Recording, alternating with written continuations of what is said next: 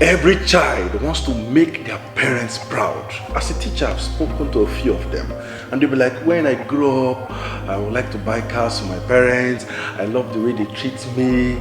I want to fly them abroad. I want to make them live comfortable in life. Anayo, are you really sure that you want to make your parents proud? Like, deep inside you, from the deep of the deep, from the inside of you, are you really sure that you want to make your parents proud? Because if you want to make your parents proud, you will start by passing your exams first. You don't know the kind of joy that it will give to your parents. When they go out with their friends, they will start boasting, my child is doing well academically, please pass well. So that when your parents go out, they will not start lying and sinning against God, and they will not go to hellfire. Because they ask them, how is your son doing? Say, he's doing well, and it's a lie. Pass your exam first. So if you want your parents to be proud, forget the car of tomorrow, forget the house and the abroad of tomorrow. Pass first.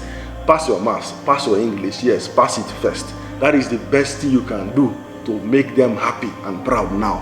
Pass your exam first.